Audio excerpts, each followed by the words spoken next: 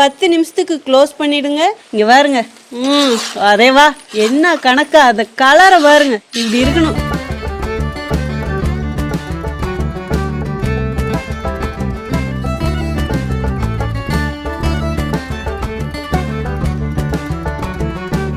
Hi friends, welcome to Cook with Sangeetha. இன்னைக்கு நம்ம பார்க்க போறது நாட்டுக்கோழி வறுவல். ஆமாங்க, நம்ம சப்ஸ்கிரைபர்ல நிறைய பேர் கேட்டுட்டு இருந்தாங்க என்னுடைய ஃபேவரட்டான அமுதா அக்கா. யாருடாப்பா அமுதா அக்கா அப்படின்னு நீங்க நினைக்கலாம்.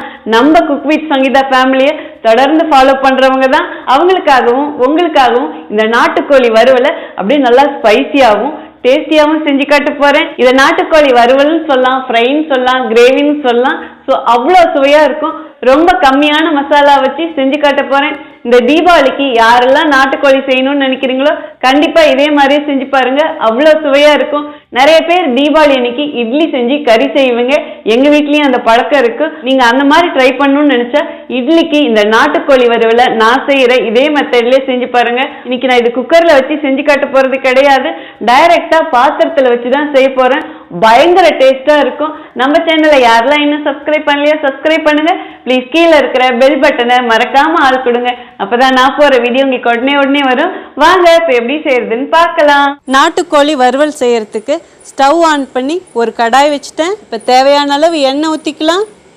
நான் தேங்காய் எண்ணெய் தாங்க விடுறேன். இன்னைக்கு 1.25 கிலோ நாட்டுக்கோழி எடுத்திருக்கேன். அதுக்கு தகுந்த மாதிரி எல்லா பொருளும் போட்டுக்கலாம். 2 பட்டை போட்டுக்கலாம், 5 லவங்கம் போட்டுக்கலாம், 3 ஏலக்காய் போட்டுக்கலாம். பெரிய வெங்காயம் 2 எடுத்து கட் பண்ணி வச்சுருக்கேன், அதுவும் போட்டுக்கலாம். அடுப்பணல் மீடியமாக வச்சுக்கோங்க. இப்போ இது நல்லா கிளறி கொடுங்க. நான் எப்பயுமே நான்வெஜ்ஜுக்கு கொஞ்சம் வெங்காயம் அதிகமாக போடுவேன். ஏன்னா இந்த வெங்காயத்தை நல்லா அப்படியே ப்ரௌனாக வதக்கிடுவேன். அப்போ நல்லா கலரும் கிடைக்கும், டேஸ்ட்டும் நல்லாயிருக்கும். இந்த பெரிய வெங்காயம் வதங்கும் போதே சின்ன வெங்காயம் ஒரு கைப்பிடி எடுத்து நல்லா தட்டி வச்சுருக்கேன், அதுவும் இதிலே போட்டுக்கலாம். எப்பயுமே நான்வெஜ் செய்யும் போது பெரிய வெங்காயம் சின்ன வெங்காயம் ரெண்டும் சேர்த்து செய்யும் போது டேஸ்ட்டு சூப்பராக இருக்கும். இப்போ இதை நல்லா கிளறி கொடுங்க. கருவேப்பிலை கொஞ்சம் போட்டுக்கலாங்க. இப்போ இதுவும் சேர்த்து கிளறி கொடுங்க. பாருங்கள், வெங்காயம் லேசாக செவக்க ஆரம்பிச்சிருச்சு. இந்த ஸ்டேஜில் 1.25 கிலோ நாட்டுக்கோழி எடுத்திருக்கேன். இதை நல்லா அலசி வச்சுருக்கேன். அதுவும் நான் தயிர் போட்டு அலசினேன். தயிர் போட்டு அலசும் போதும் அந்த கெட்ட வாடை போயிடும். ஈவன் நீங்கள் மஞ்சள் பொடி கூட போட்டு அலசிக்கலாம். இப்போ இந்த சிக்கனை இந்த வெங்காயத்திலே போட்டுடலாம். இப்போ எல்லாத்தையும் சேர்த்து நல்லா மிக்ஸ் பண்ணுங்கள். அடுப்பணல் நல்லா ஃபுல்லாக வச்சுக்கோங்க.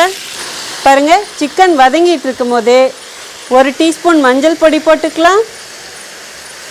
இப்போ எல்லாத்தையும் சேர்த்து நல்லா மிக்ஸ் பண்ணுங்கள். பாருங்கள், எண்ணெயிலே இந்த சிக்கனை நல்லா வதக்கணும். அப்போ தான் அந்த சிக்கனில் இருக்கிற கெட்ட மணம் போகும். இந்த அளவுக்கு வதக்கினா போதும். பாருங்கள், வெங்காயம் வதக்கும் போதே நீங்கள் இஞ்சி பூண்டு பேஸ்ட் போட்டுறாதீங்க. அப்பயே போட்டிங்கன்னா இந்த சிக்கன் வதக்கும் போது அப்படியே அடியில் பிடிக்கும். இஞ்சி பூண்டு பேஸ்ட்டு 4 டீஸ்பூன் எடுத்து வச்சுருக்கேன், அதுவும் இப்போ இதிலே போட்டுக்கலாம். நாட்டுக்கோழியில் எப்பயுமே வாடை அதிகமாக இருக்கும். ஸோ அதை கவர் பண்ணுறதுக்காக தான் நான் இஞ்சி பூண்டு பேஸ்ட்டு கொஞ்சம் கூட போட்டிருக்கேன். உங்களுக்கு இஞ்சி பூண்டு பேஸ்ட்டு வாடை கொஞ்சம் பிடிக்கலன்னா 3 டீஸ்பூன் போடுங்க, கரெக்டாக இருக்கும். இப்போ எல்லாத்தையும் சேர்ந்து நல்லா மிக்ஸ் பண்ணுங்கள். பாருங்கள், இந்த எண்ணெயிலே நல்லா வதக்கணும். இஞ்சி பூண்டு பேஸ்ட்டு, சிக்கன் எல்லாம். இது நாட்டுக்கோழிங்கிறதுனால வேகிறதுக்கு டைம் ஆகும். அதனால இதுலேயே நல்லா முக்கால்வாசி வெந்துடணும். அடுப்பணல் மீடியமாக வச்சு இதை கிளறி கொடுத்துக்கிட்டே இருங்க. பாருங்கள், இந்த அளவுக்கு வதங்கினா போதும். இனி தேவையான மசாலாலாம் போட்டுக்கலாம். பாருங்கள், 6 பச்சை மிளகாய் எடுத்திருக்கேன், அதுவும் இப்போ போட்டுக்கலாம். நான் எங்கெங்கெல்லாம் காரம் போடணும் அங்கே உங்களுக்கு தகுந்த மாதிரி போட்டுக்கோங்க. மிளகுத்தூள் 1.5 டீஸ்பூன் போட்டுக்கலாம். எங்கள் ஆளுங்க நல்லா காரம் சாப்பிட்றவங்க, அதனால நான் காரம் அதிகமாக போடுறேன். நீங்கள் உங்கள் காரத்துக்கு ஏற்ப போட்டுக்கோங்க. இப்போ இதை ஃபஸ்ட்டு நம்ம கலக்கி கொடுத்துடலாம். ஏன்னா இந்த மிளகை போட்டு நம்ம மிக்ஸ் பண்ணும் போதும் அப்படியே சிக்கனில் நல்லா ஏறும். அதே மாதிரி நல்லா கலரும் கிடைக்கும். பாருங்கள் என்ன கலராக இருக்குன்னு பார்க்கும் போதே எப்படி இருக்குது பாருங்கள். மிளகு இந்த அளவுக்கு வதக்கினா போதும். இப்போ மீதி மசாலாவும் போட்டுக்கலாம். சிக்கன் மசாலா தூள் 1.5 டீஸ்பூன் போட்டுக்கலாம்.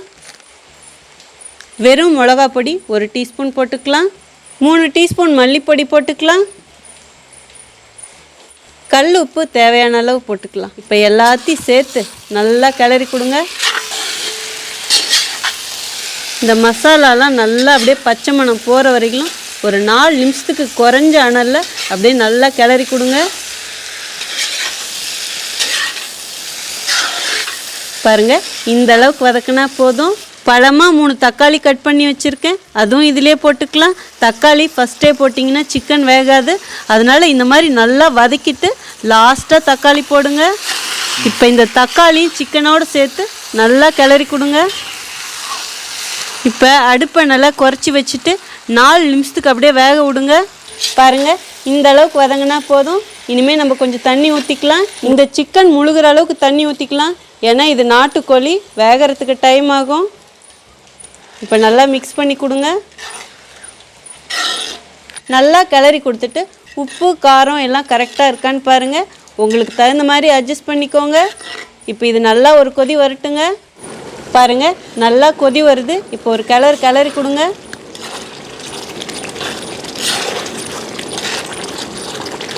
இப்போது அடுப்பை நல்லா ஃபுல்லாக குறைச்சி வச்சுடுங்க. 10 நிமிஷத்துக்கு அப்படியே க்ளோஸ் பண்ணிவிடுங்க.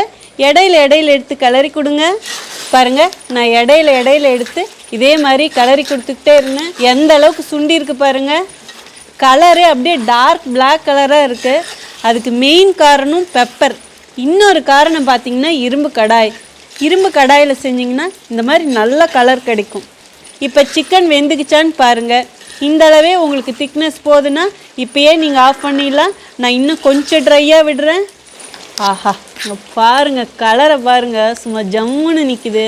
பாருங்கள், அப்படியே எண்ணெய்லாம் அப்படியே வெளியே வர ஆரம்பிச்சிருச்சு. இது கரெக்டான கன்சிஸ்டன்சி. சிக்கனும் வெந்திருக்கும், இந்த திக்னஸும் கரெக்டாக இருக்கும். நீங்கள் இட்லி, தோசை, சப்பாத்தி, சாதம், பொங்கல் சோறுக்கு இந்த சிக்கன் வச்சு சாப்பிட்டு பாருங்கள். சும்மா என்ன கணக்காக இருக்கும் தெரியுங்களா? எங்களுக்கு ரொம்ப ரொம்ப பிடிச்சது பொங்கல் சோறும் இந்த நாட்டுக்கோழி வறுவல் தான். அவ்வளோ சூப்பராக இருக்கும். பாருங்கள், திக்னஸ் இந்த அளவுக்கு ஆனால் போதும். இந்த சூட்லேயே இருந்தால் இன்னும் கொஞ்சம் திக்காகும். ஸோ அதனால் இந்த அளவுக்கு எடுத்தால் நம்ம நாட்டுக்கோழி வறுவல் கரெக்டாக இருக்கும். இப்போ லாஸ்ட்டாக 1 டீஸ்பூன் தேங்காய் எண்ணெய் விட்டுக்கலாம். நாங்கள் எப்பயுமே சிக்கனுக்கு மட்டனுக்குலாம் இந்த மாதிரி விடுவோம். தேங்காய் எண்ணெய் டேஸ்ட்டு உங்களுக்கு பிடிச்சா ஊற்றுங்க. அப்படி பிடிக்கலன்னா நீங்கள் என்ன எண்ணெய் யூஸ் பண்ணுறீங்களோ அதே லாஸ்ட்டாக கொஞ்சம் விடுங்க. டேஸ்ட்டு சூப்பராக இருக்கும். இப்போ அப்படியே கொத்தமல்லி தலையும் கொஞ்சம் போட்டுக்கலாம். நாட்டுக்கோழி வறுவல் சூப்பராக மணக்க ரெடி ஆகிட்டே இருக்குங்க. லாஸ்ட்டு ஸ்டேஜுக்கு வந்துருச்சு. இங்கே பாருங்க, வரேவா, என்ன கணக்கா, அதை கலரை பாருங்க, இப்படி இருக்கணும். அப்படியே ஒரு 5 பரோட்டாவும் ஒரு பிளேட் இந்த சிக்கனும் கொடுத்தா சாப்பிட்றதுக்கு சொல்லணுமா என்ன?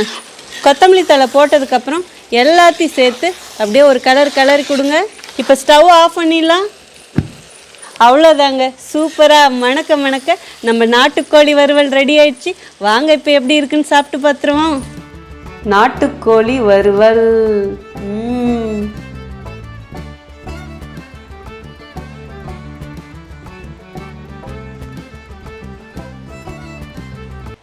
பார்க்கும் போதே சாப்பிடணும்னு தோணுதா இல்லையா?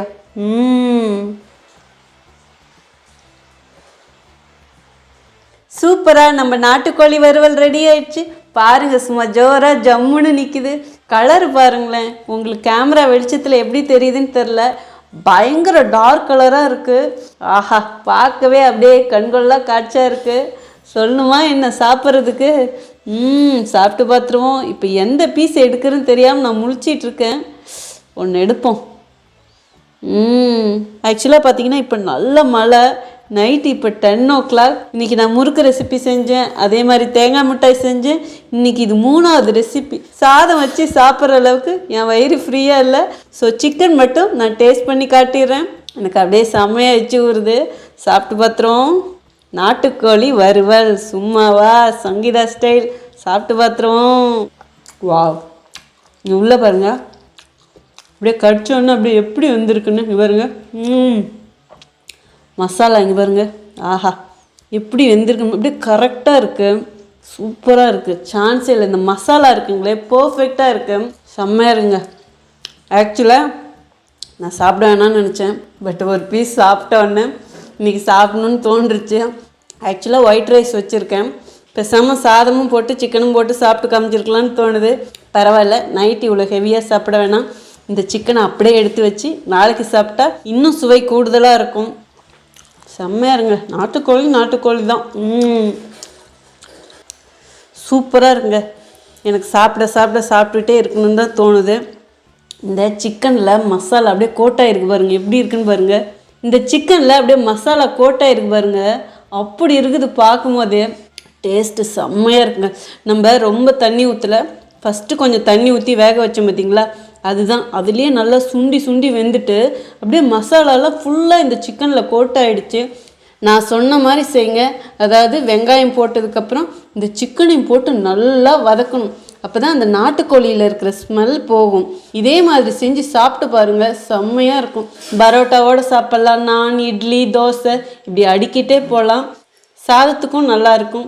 எங்களுக்கு ரொம்ப பிடிச்சது பொங்கல் சாதத்துக்கு. ஸோ எங்கள் வீட்டோடைய ஃபேவரேட்னு சொல்லலாம். நைட் டைம் ஹெவியாக வேணான்னு சொல்லிட்டு தான் நான் பொங்கல் சாதம் செய்யலை.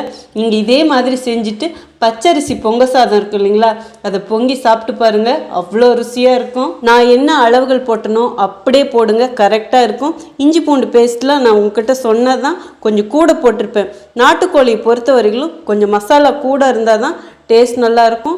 அதே மாதிரி காரம் கொஞ்சம் தூக்கலாக இருக்கணும். மசாலா கரெக்டாக இருக்குது. மசாலா அதிகமாக போயிருந்தால் எப்படி இருக்குன்னா அப்படியே ஒரு மாதிரி கசப்பாக இருக்கும். அந்த மாதிரிலாம் கிடையாது. அதே மாதிரி காரமும் பர்ஃபெக்டாக இருக்குது. சின்ன குழந்தைங்களுக்கு கொடுக்குறதுனா மட்டும் காரம் கொஞ்சம் குறைச்சிக்கோங்க. மற்றபடி எல்லாருக்குமே நான் போட்ட மசாலா ஆகட்டும், நான் போட்ட காரமாகட்டும் எல்லாமே கரெக்டாக இருக்கும். தீபாவளிக்கு நிறைய பேர் கறி எடுப்பீங்க, அதுவும் நாட்டுக்கோழின்னா சொல்லவே வேண்டாம். ஸோ நாட்டுக்கோழி எடுத்திங்கன்னா கண்டிப்பாக நீங்களும் இதே மாதிரி செஞ்சு பாருங்கள். சுட இட்லி, அதுவும் எந்த மாதிரி இட்லி, துணி போட்டு ஊற்றின இட்லியாக இருக்கணும். அப்படியே அந்த துணியில் கொஞ்சம் ஒட்டியும் ஒட்டாமல் அப்படியே வளவளன்னு இல்லாமல் அங்கங்கே அப்படியே பொத்தலாம் இருக்கும் பாருங்கள், அந்த மாதிரி இட்லியாக இருக்கணும். இந்த சிக்கன் இருக்கணும், வச்சு சாப்பிட்டா சொர்க்கந்தாங்க, அவ்வளோ சூப்பராக இருக்கும். ஸோ கண்டிப்பாக இந்த நாட்டுக்கோழி வறுவல் உங்களுக்கு ரொம்ப பிடிச்சிருக்குன்னு நான் நம்புகிறேன். உங்களுக்கும் இது பிடிச்சிருந்தா ப்ளீஸ் மறக்காமல் ஃபஸ்ட்டு ஒரு லைக் கொடுங்க. ரொம்ப பிடிச்சதுன்னா உங்கள் ஃப்ரெண்ட்ஸ் அண்ட் ஃபேமிலிக்கு ஷேர் பண்ணுங்கள். நீங்களும் இதே மாதிரி செஞ்சு பார்த்துட்டு எப்படி இருக்குன்னு சொல்லிட்டு கமெண்ட் பாக்ஸில் சொல்லுங்கள். நீங்கள் இதுவரைக்கும் எனக்கு கொடுத்துட்ருக்க ஆதரவுக்கு ரொம்ப நன்றி. உங்களுக்கு என்ன ரெசிபி வேணுமோ ப்ளீஸ் அதுவும் கமெண்ட் பாக்ஸில் சொல்லுங்கள். இதே மாதிரி அடுத்த ஒரு ஸ்பெஷல் வீடியோவில் உங்களை சந்திக்கிறேன். Until then, see you. Bye bye. Love you all.